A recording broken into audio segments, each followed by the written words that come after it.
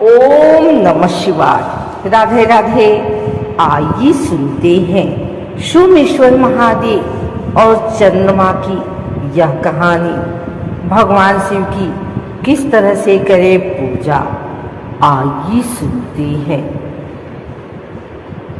भगवान शिव की महिमा का वर्णन करने के लिए क्या आप जानते हैं भगवान शिव के जटाओं में चंद्रमा क्यों विराजमान है?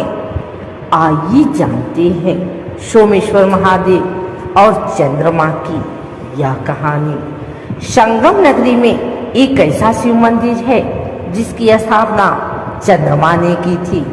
दुनिया को शीतलता देने वाले चंद्रमा ने श्राप से मिली बीमारी से मुक्ति पाने के लिए संगम के नजदीक शिवलिंग स्थापित करके भगवान शिव के साथ सरस्वती की उपासना की थी, जिसके बाद भोलेनाथ के आशीर्वाद से चंद्रमा को कुष्ठ रोग से बचने का उपाय मिला।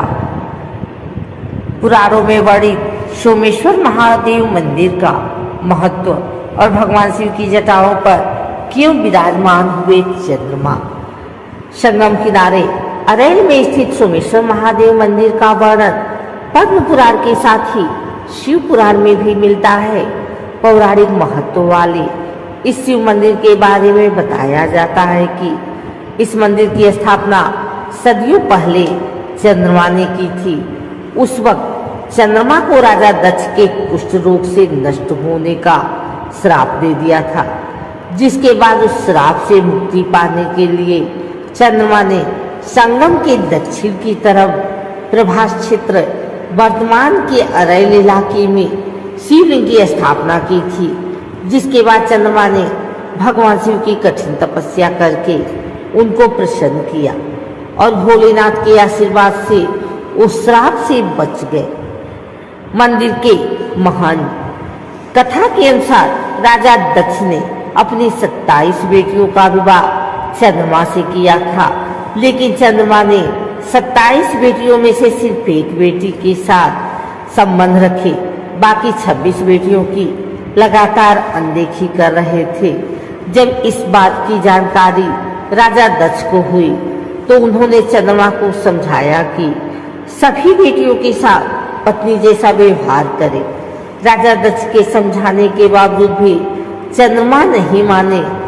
चंद्रमा नाराज होकर राजा दक्ष की 26 बेटियों अपने पिता के पास पहुंची।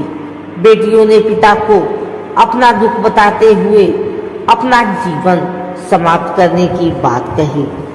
इस बात से नाराज होकर राजा दक्ष ने चंद्रमा को श्राप दिया। राजा दक्ष ने कहा कि चंद्रमा को जिस तरह से अपने रंग रूप का घमंड है, उसी घमंड की वजह से वो कुष्ठ रोग से पीड़ित होकर नष्ट हो जाएंगे। श्राप का असर शुरू होते ही चंद्रमा कुष्ठ रोग से पीड़ित हो गए। इलाज के लिए कोई उपाय उनके काम नहीं आया।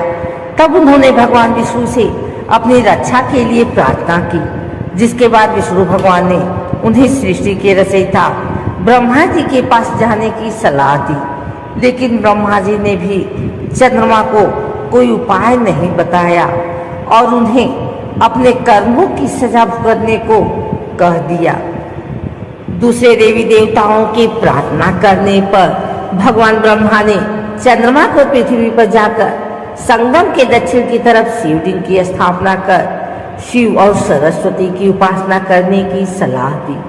चंद्रमा ने ब्रह्मा जी की सलाह पर उसी तरह से संगम के दक्षिण की तरफ शिवलिंग की स्थापना कर भगवान शंकर की तपस्या में लीन हो गए।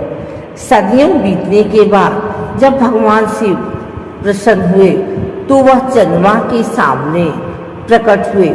चंद्रमा ने उसे श्राप दिया।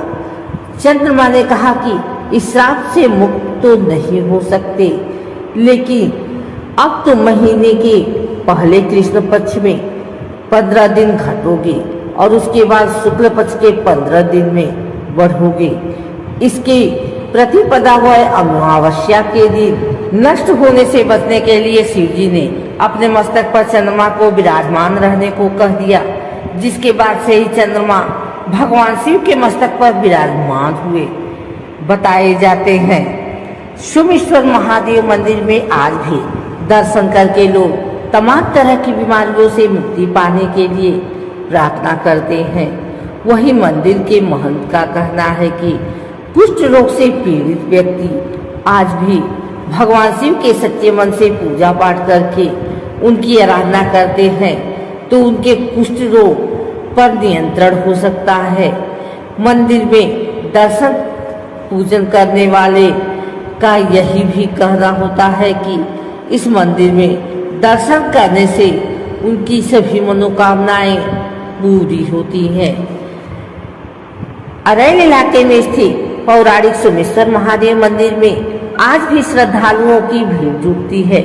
सिर्फ प्रयागराज ही नहीं बल्कि दूसरे जिले के लोग भी इस मंदिर में पूजा करके भगवान भोलेनाथ को प्रसन्न करते हैं। मंदिर में शिव जी का रुद्राभिषेक करके प्रतिदिन दूर दूर से लोग आते हैं।